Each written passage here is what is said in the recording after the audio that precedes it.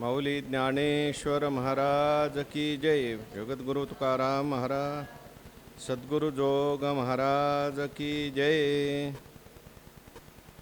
त्याज्यम दोषवदित्येके कर्म प्राहुर्मनीषिणः यज्ञदान तपकर्म न त्याज्यमिति चापरे. एक म्हणती यागादिक करावेचे आवश्यक, जे या वाचूनी शोधक आन नाही. भगवंताच्या कृपेने, सर्व संतांच्या आशीर्वादाने, पुण्यसलीला इंद्रायणी मातेच्या पावन तीरावर संजीवन समाधिस्थ ज्ञानोबारायांच्या या पवित्र अशा अलंकापूर नगरीमध्ये सद्गुरू जोग महाराज वारकरी शिक्षण संस्था यांच्या माध्यमातून सुरू असलेली आपली ही नित्याची ज्ञानेश्वरी प्रवचन सेवा, सेवेकरता उपस्थित माऊली स्वरूप असणारे सर्व भाविक भक्त, श्रोते, सज्जन, माता भगिनी सर्वांच्या चरणी मनोभावाने वंदन करून आपण सर्वांनी मिळून ही चिंतन सेवा करायची आहे.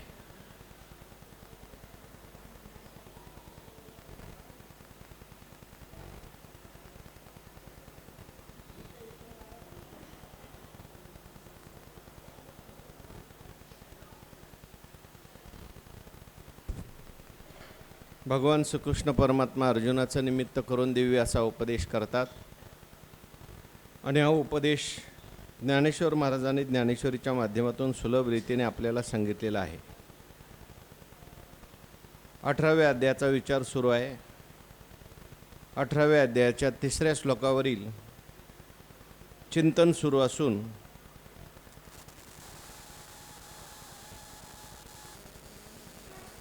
38वी ओवी सुरू आहे, 138 क्रमांकाची. भगवान परमात्म्याला अर्जुनाने त्याग आणि संन्यास या शब्दाचं तत्व विचारलेलं आहे. आणि हे सांगत असताना भगवान परमात्म्याने अगोदर इतर शास्त्रकारांची मतं सांगितलेली आहेत आणि नंतर आपलं मत सांगितलं आहे. हालवोनी खुंट आधी करावा बळकट. त्यागाच्या विषयी, संन्यासाच्या विषयी जी काही इतरांची मतं आहेत ही सुद्धा माणसाला कळली पाहिजेत. चुकीचं मत कळलं पाहिजे आणि मग योग्य मतसुद्धा कळलं पाहिजे. नंतर आपल्या मनामध्ये येणारे ज्या काही शंका असतात, ह्या सगळ्या शंकांचं निरसन होण्याकरता म्हणून अगोदर त्यागाच्या संबंधाने, संन्यासाच्या संबंधी लोकांची काय मत आहेत, लोकांमध्ये काय धारणा आहेत आणि त्या बरोबर आहेत का चुकीच्या आहेत, आणि निश्चित मत त्याच्या संबंधी काय हे भगवान परमात्मा सांगत आहेत.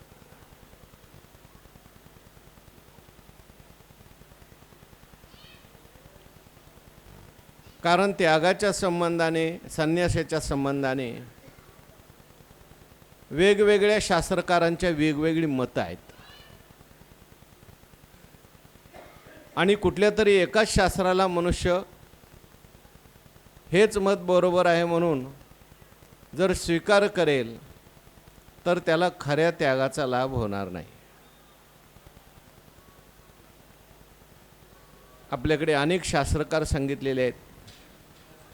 काही नास्तिक आहेत, काही आस्तिक आहेत. वेदाला जे मानत नाहीत त्यांना नास्तिक म्हणतात. देवाला मानतो पण वेदाला नाही मानत. आणि एखादा देवाला मानत नसेल पण वेदाला मानत असेल तरी त्याला आस्तिक म्हटलेलं आहे. ही सगळी शास्त्रकारांची जी मतं आहेत ही सगळी सांगून मग भगवान परमात्मा आपलं मत सांगणार आहे. त्या मतामध्ये कसा कसा दोष आहे. बहुतांची बहुमते, अवघी रीते पोकळ. काहींची रीतिमतं आहेत, काहींची पोकळ मतं आहेत. पोकळ शब्दाचा अर्थ आहे, त्याच्यामध्ये काही अर्थ नाही आहे. त्याग म्हणून काहीतरी भलतंच करतात, संन्यास म्हणून काहीतरी भलतंच करतात. काहींची रीतिमतं आहेत, त्यांचा त्याग पूर्ण त्याग नाही आहे. म्हणून खरं मत कळालं पाहिजे. याच्याकरता अगोदर दुसरी मतं काय आहेत हेही कळाली पाहिजे.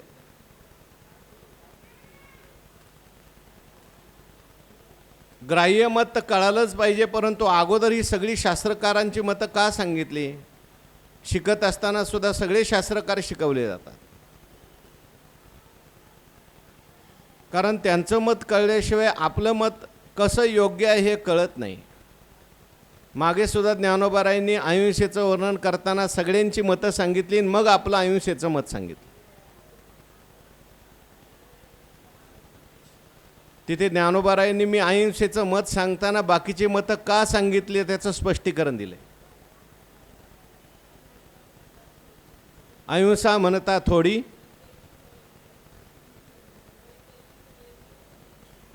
परी तेच होय जे उघडी. इतर मतं जी आहेत त्यांच्या मतामध्ये ती अहिंसा झाकलेली आहे, ती उघडी करून मला व्यवस्थित सांगायची म्हणून सगळी मतं सांगितली. तसं त्यागाच्या बाबतीत सुद्धा, संन्यासाच्या बाबतीत सुद्धा इतर मतं काय आहेत, ती कशी चुकीची आहेत. बऱ्याच वेळेला मनुष्य आपल्या मनानुसारच काही गोष्टी ठरवतो आणि तेच योग्य मानतो. दुसऱ्यांनी सांगितलं तर त्याला पटत नाही आणि स्वतःला कळत नाही आणि दुसऱ्याचं ऐकायचं नाही. त्यामुळे उद्धार होईल की नाही काही सांगता येत नाही. एक तर आपल्याला कळलं पाहिजे, नाही तर दुसऱ्याचं ऐकलं पाहिजे. अर्जुन महाराजांनी सुद्धा मनात काही त्यागाच्या, संन्यासाच्या कल्पना केलेल्या आहेत. म्हणून भगवंतांनी या 2 श्लोकामध्ये काही मतं सांगितलेली आहेत. 2 श्लोकात किती मतं सांगितली? 4 मतं सांगितली. कोणती कोणती 4 मतं सांगितली? काम्यानाम कर्मणाम न्यासम संन्यासम कवयो विदुः सर्व कर्मफल त्यागम प्राहुस त्यागम विचक्षण. ही 2 मतं आहेत. काम्य कर्माचा त्याग याला संन्यास म्हणायचं आणि फलाचा त्याग, सर्व कर्म करायची पण फलाचा त्याग करायचा याला त्याग असं म्हणायचं. आणि आता दुसऱ्या श्लोकामध्ये, या तिसऱ्या श्लोकामध्ये पुन्हा 2 मतं सांगितली. त्याज्यम दोषवदित्येके कर्म प्राहुर्मनीषिणः यज्ञदान तप कर्म न त्याज्यमिति चापरे. याच्यात किती मतं सांगितली? 2 सांगितली. एक मत असं आहे, कर्म जे आहे ते दोषवत आहे, दोषयुक्त आहे, म्हणून सगळं कर्मच सोडून द्यायचं. किंवा दोष आपण जसे सोडून देतो तसं कर्माला सोडून देतो, कारण कर्मामध्ये काय दोष आहेत. आणि दुसरं मत सांगितलं, बाबा यज्ञदान तप कर्म न त्याज्यमिति चापरे. सगळं कर्म सोडून चालत नाही. यज्ञ, दान, तप ही कर्म माणसाला करावीच लागतात.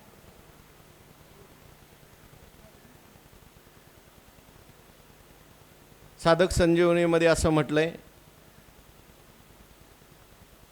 पहिलं आणि तिसरं मत हे ज्ञानयोगाचं आहे आणि दुसरं आणि चौथं मत हे कर्मयोगाचं आहे. पहिलं मत काय? काम्य कर्माचा त्याग.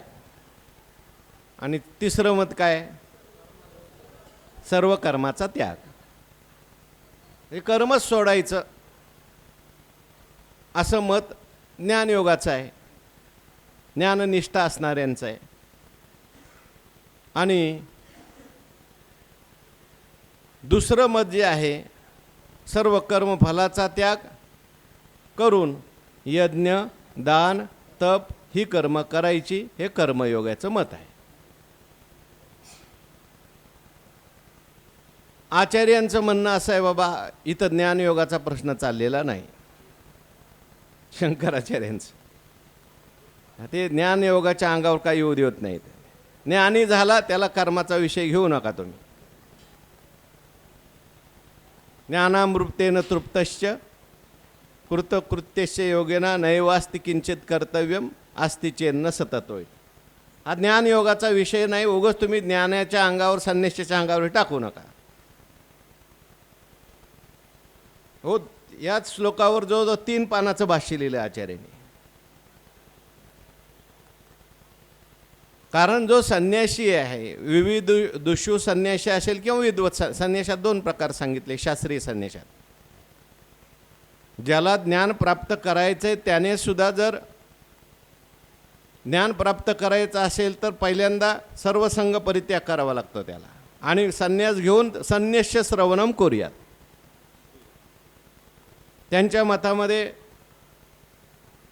अधिकारी श्रवणाचा संन्यासीच आहे. मग आता हा विविधिशा संन्यास ज्याने घेतलाय, विधीपूर्वक संन्यास घेतलाय आणि श्रवणात प्रवृत्त झालाय, त्याला कशाला कर्म सांगतील परत, असं आचार्यांचं मत आहे. बरं, ज्याला ज्ञान प्राप्त झालंय त्याला सुद्धा तो सुद्धा विद्वत संन्यास घेतो, आणि ज्ञान प्राप्त झालेलं आहे त्याला तुम्ही कर्माचा उपदेश करणार का? अमुक कर आणि तमुक कर. निस्त्रैगुण्यो पथी विचरताम को विधी को निषेध, असा तो निषेधात तीच झालाय, विधी तीच झालाय.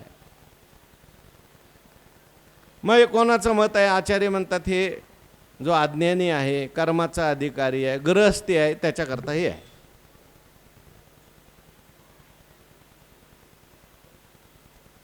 आणि ही मतं सांगितलीत. आचार्य म्हणतात या 3ऱ्या श्लोकामध्ये जी मतं सांगितलेली आहेत ती मतं, एक आहे सांख्यांचं आणि दुसरं पूर्वमीमांसकाचं मत आहे. सांख्यांचं मत काय आहे? त्याज्यम दोषवदित्येके कर्म प्राहुर मनीषिणा. कर्मामध्ये सगळे दोष आहेत आणि म्हणून सगळ्या कर्माचाच त्याग करायचा. सांख्य म्हणा, योगी म्हणा, त्यांचं दर्शन जर आपण वाचलं तर त्याच्यामध्ये कर्माचा त्यांनी निषेध केलेला आहे. त्याच्यामध्ये विचाराला जास्त प्राधान्य आहे. 2 तत्व सांख्य मानतात. कोणती कोणती? प्रकृती आणि पुरुष. सांख्य 2च तत्व मानतात. त्यात प्रकृतीला सत्य मानतात, ती जड मानतात, पुरुष चेतन मानतात. ईश्वर वगैरे काही नाही, सगळी सृष्टी जी आहे ती प्रकृती निर्माण करते. आणि प्रकृती आणि पुरुषाचं तादात्म्य होतं. ते झालेलं जे तादात्म्य आहे ते विचाराच्या द्वारा त्या ठिकाणी दूर करायचं. विचार केल्यानंतर प्रकृती वेगळी आहे, मी वेगळा आहे, माझ्या ठिकाणी काय ऐसे देखणे ते पाही आन आहाती, आत्मा तो आत्मयाच्या ठाई देखीजे देहीचा धर्म देही, ऐसे देखणे ते पाही आन आहाती, झाला मोक्ष.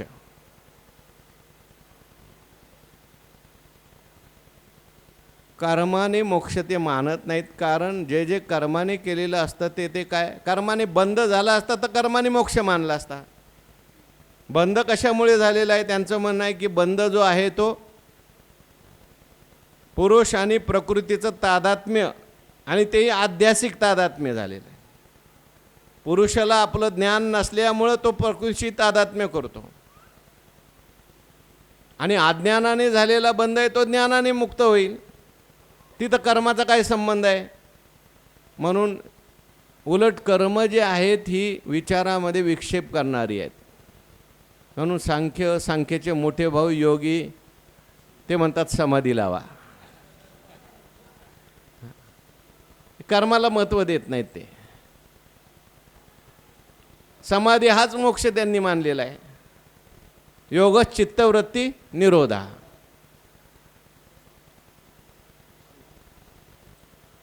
परंतु त्या ठिकाणी हे जरी विचारवाल्यांचं मत असलं, सगळी कर्म सोडा म्हणणाऱ्यांचं मत असलं तरीसुद्धा सगळी कर्म सोडून केवळ विचार करणं हे मत योग्य नाही. आपल्याला दोन प्रवाह दिसून येतात, आपण पहिल्यापासून चर्चा करतोय. एक प्रवाह असा आहे की तो कर्म सोडून संन्यासाकडे ओढणार आहे, कर्माला दूषण देणार आहे. एक प्रवाह असा आहे की तो नुसतंच कर्म करा म्हणणार आहे, कर्मठ आहे. तो म्हणतो दुसरं काहीच करायचं नाही, नुसतं कर्म करायचं. केवळ कर्म प्रतिष्ठिती, वेदाधारे बोलिती केवळ कर्म प्रतिष्ठिती, परी कर्मफळी आसक्ती धरून. काही असे आहेत की ते म्हणतात काय यांना काम नाही हो, हे संन्यासी वगैरे यांनी सगळा धर्म बुडवला. हे फुकट खाणारी लोक आहेत, काही गरज नाही हे सगळं करण्याची. कर्म करा, आपलं कर्म व्यवस्थित करा, कर्मानेच मोक्ष प्राप्त होईल. पूर्वमीमांसक जे आहेत ते कर्माने मोक्ष मानतात. नित्य कर्म करा, नैमित्तिक कर्म करा, फलाची इच्छा सोडून. काम्य कर्म करू नका, नाही तर स्वर्गात जावं लागेल, हे पूर्वमीमांसक म्हणतात बरं का. हां, ज्याला स्वर्गात जायचं आहे त्यांनी जा, पण परत यावं लागतं.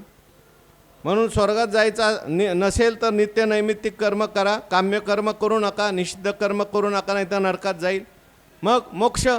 नुसतं कर्म करा, नित्य नैमित्तिक तुम्ही फलाची इच्छा सोडून कर्म करा.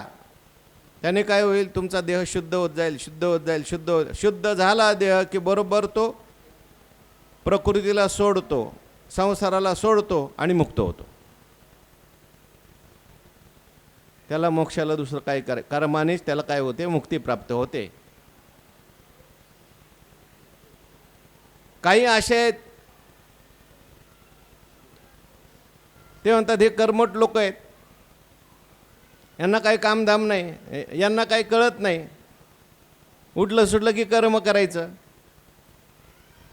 याच्यापेक्षा आम्ही बघा आळंदीला आलो, पंढरपूरला आलो, विचारसागर शिकतोय, पंचदशी शिकतोय आणि दिवसभर झोपा काढतोय. आम्ही मुक्त झालो. कर्म जे आहे ते कोणी करायचं? अहो, जो कर्माचा अधिकारी त्यांनी कर्म करायचं. कर्म कोणा करताय? मंद अधिकाऱ्या करताय. आम्ही उत्तम अधिकारी, आम्ही फक्त श्रवण करणार आणि तेही काही काम करणार नाही. हो, ताटसुद्धा आम्हाला आणून द्या जाग्यावर, आम्ही फक्त वाचन करणार. कर्म नको आम्हाला. म्हणजे काही जे आहेत ते कर्माचा निषेध करणारे आहेत, काही जे आहेत ते ज्ञानाचा निषेध करणारे आहेत, संन्यासाचा निषेध करणारे आहेत. पण आपल्याला दोन्ही करायचं नाही, या दोन्हीचा समन्वय कळला पाहिजे. कर्म कुठपर्यंत करायचं आहे आणि संन्यास नेमका कोणता करायचा आहे हे सांगणार आहेत भगवान परमात्मा. भगवान परमात्मा जे आहेत, मी सुरुवातीला सांगितलं, भगवंत दोन्हीमध्ये कुशल आहेत. कर्म कसं करावं देवाकडून पहा, समाधी कशी लावावी देवाकडून पहा, त्याग कसा करा देवाकडून शिका, संन्यास कसा करावा देवाकडून, आणि कर्मयोग कसा करावा देवाकडून शिका. सगळं करतो देव, पण कशातच लिप्त होत नाही. म्हणून हे जे सांख्य होते ते म्हणायला लागले कर्म दोषयुक्त आहे,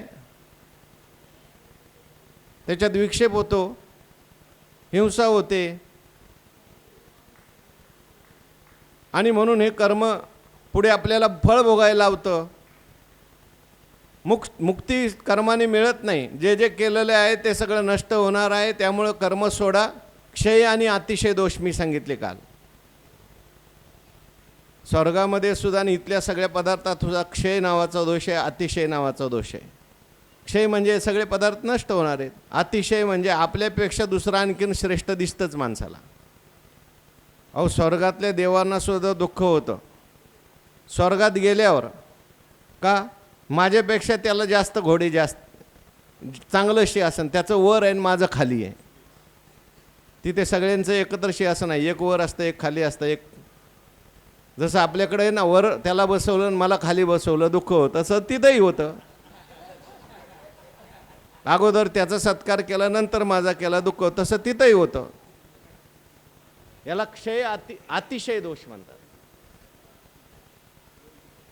म्हणून ते म्हणतात की सर्व हे दुःख आहे, दुःखरूप आहे, त्यामुळं त्याज्यम दोष वदित्येके कर्म प्राहुर मनीषिना. आणि पूर्वमीमांसक जे आहेत ते म्हणतात बाबा कर्म जर सोडलं तुला मोक्ष कसं काय मिळेल? कर्म हे माणसाने केलंच पाहिजे. सगळा वेद जो आहे तो कर्मपर लावला आहे पूर्वमीमांसकांनी. वेदामध्ये कुठंही ज्ञान सांगितलेलं नाही, वेदात कुठंही संन्यास सांगितलेला नाही. पूर्वमीमांसक म्हणतात संन्यास कोणी घ्यायचा? जो आंधळा आहे, जो पांगळा आहे. कारण आंधळा पांगळा, ज्याची बायको मरण पावली, ज्याचं लग्नच झालं नाही, कारण ते संन्यास त्यांनी घ्यायचा? कारण ते कर्माचे अधिकारी नाहीत. ज्याचं लग्न झालं नाही तो कुठल्याच कर्माचा अधिकार नाही. बघा मग, हां, त्याला कधी यज्ञाला बसवू नका, त्याला कधी कुठल्या पूजेला बसवू नका, काही फल मिळणार नाही. कारण शास्त्रीय कर्म जी आहेत ती सगळी कर्म त्याला एकच काम आहे, फक्त कळस बसवायचा. खाली त्याला बसवत नाहीत.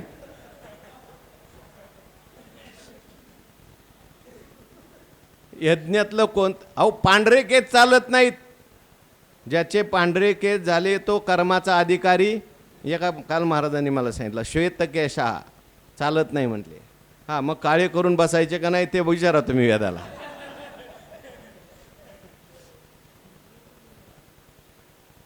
वेद कर्म कोणाला करायला सांगतोय त्यांनीच करायचं. ज्याला व्यंग आहे शरीराचं काय त्यांनी कर्म करायचं नाही. ज्याची पत्नी मरण पावली तो कर्माचा अधिकारी नाही. ज्याचं लग्न झालं नाही तो कर्माचा अधिकारी नाही. मग अशा लोकांनी संन्यास घ्या असं त्यांनी सांगितलं. पण मुक्ती मिळवायची असेल तर कर्मच केलं पाहिजे, कर्म सोडून चालणार नाही. असं कोणती कर्म करायची? मग ते म्हणतात यज्ञ दान तप कर्म न त्याज्यमिती चापरी. आता हे काही चुकीचं मत नाही बरं का, हे देवाने पुढे मत सांगितले. तेव्हा ज्ञानेश्वर महाराजांनी जे चिंतन केलं ते आपण केलंय. कुठलं? पहिल्या मताचं, सर्व कर्माचा त्याग करायचा. आता ज्ञानेश्वर महाराजांनी श्लोकात जे आलंय तसं मत सांगितलं नाही, त्याचं खंडन केलेलं आहे. हे लोक सांगतात सगळ्या कर्माचा तुम्ही त्याग करा कारण कर्म दोषयुक्त आहे, पण हे त्यांचं मत कसं चुकीचं हे ज्ञानोबरांनी सांगितलं. बाबा एका फळाबिलाश न ठके ते कर्मा ते म्हणती बंधके, जसे आपण नग्न भांडके जगाते म्हणे. फलत्याग सुटत नाही, फलत्याग करता येत नाही म्हणून कर्मच चुकीचं आहे असं म्हणणारे हे सांख्य लोक आहेत. त्यांचं मत बरोबर नाही. काल आपण सगळं पाहून आलो. आणि म्हणून तैसे फळ काम दुर्बळ म्हणती कर्मची किडाळ, मग निर्णो देती केवळ त्याजावे ऐसा. सगळं कर्म त्याग करा असा ते निर्णय देतात, परंतु ते योग्य नाही. एक म्हणती यागादिक करावीचे आवश्यक, जे या वाचोनी शोधक आन नाही. आणि एक असं म्हणतात जे पूर्वमीमांसक आहेत, जैमिनी महाराज आहेत, ते असं म्हणतात की काय? एक म्हणती यागादिक करावेचे आवश्यक, जे या वाचोनी शोधक आन नाही. यागादिक आवश्यक केले पाहिजे, यज्ञ केला पाहिजे. यागादिक ह्याच्यामध्ये यज्ञ दान तप सगळं घ्या जे त्यांनी श्लोकात सांगितलं आहे. हे आवश्यक केलं पाहिजे. का आवश्यक केलं पाहिजे म्हटले या वाचोनी शोधक आन नाही. याच्याशिवाय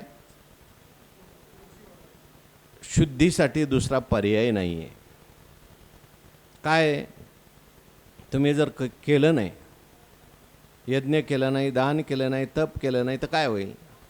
शास्त्रीय कर्म माणसाने केली नाही तर मनुष्य निषिद्ध कर्मात प्रवृत्त होईल. कारण जीव म्हटलं की काही नाही काही करतच असतो, आणि त्याने जर योग्य केलं नाही, चांगल्या ठिकाणी जर नसेल म्हणून गुंतून राहणार मनुष्य, तर एक तो झोपेल, नाही तर काहीतरी वाईट करील. झोपलं तर तमोगुण आला, आणि वाईट केलं तर पुन्हा तमोगुण आला. मग तिकडे जाऊ नये त्याच्याकरता त्यांनी शास्त्राने काय केलं, त्याला बांधून ठेवलंय. बाबा नित्यकर्म तुला केलं पाहिजे, नैमित्तिक कर्म तुला केलं पाहिजे. आणि हे नित्यकर्म नैमित्तिक कर्म काय करतं? यज्ञ, दान आणि तप हे माणसाच्या जीवनामध्ये शुद्धी करणारं कर्म आहे. यज्ञ केला तर त्या ठिकाणी सगळ्या त्या देवतांच्या करता यज्ञ केला जातो. देवतांची पूजा. यज्ञ शब्दाचा अर्थ आहे, आपण मागे पाहून आलो आहे, देवता पूजन, संगतीकरण आणि दान. त्या सगळ्या देवांची कृपा होते आणि अंतःकरण त्यांच्या कृपेमुळे शुद्ध होत जातं. तप केलं, तपाने सगळे इंद्रियांचे काय होते? शुद्धी होते, सहनशीलता वाढते. तप नसेल मनुष्याच्या जीवनामध्ये, तपेविन दैवत दिल्याविन प्राप्त म्हटले. तपाने काय प्राप्त होत नाही? सगळ्या सिद्धी तपाने प्राप्त होतात. तपाने सगळ्या देवता प्राप्त होत, देवतेंचा साक्षात्कार होतो. आणि म्हणून तप केलं पाहिजे. आणि दान सुद्धा सांगितले, दानाने धनाची शुद्धी होते. म्हणून एक म्हणती यागादी करावीचे आवश्यक, जे या वाचोनी शोधक आन नाही. यज्ञाने काय शुद्धी होते? तपाने काय शुद्धी होते? दानाने कोणती शुद्धी होते? यज्ञाने सगळ्या वातावरणाची शुद्धी होते. शोधक शरीराची शुद्धी होते. तपाने इंद्रियाची शुद्धी होते. दानाने धनाची शुद्धी होते. म्हणून या वाचोनी शोधक आन नाही.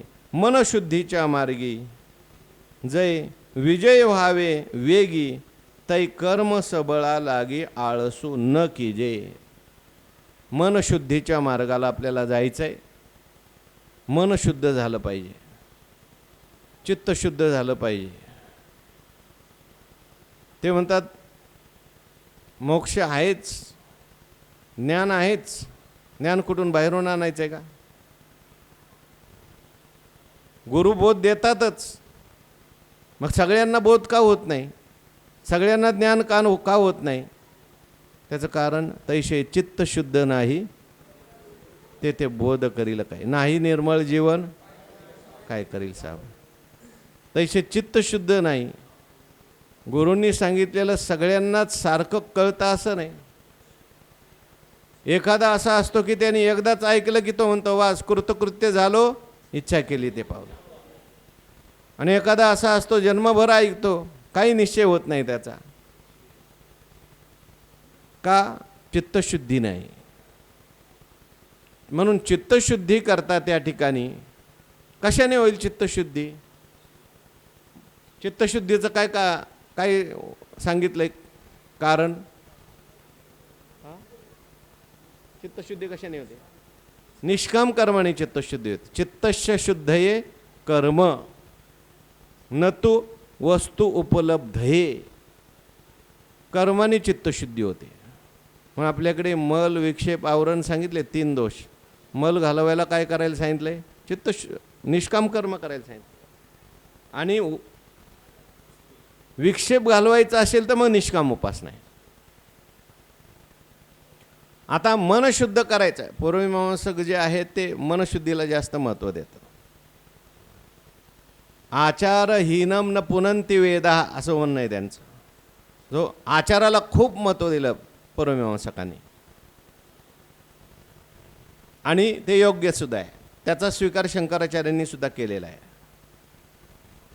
कारण चित्तशुद्धी जर नसेल तर नुसतं ज्ञान ऐकलं तर काय फायदा होईल? फायदा व्हायच्या ऐवजी तोटा होतो.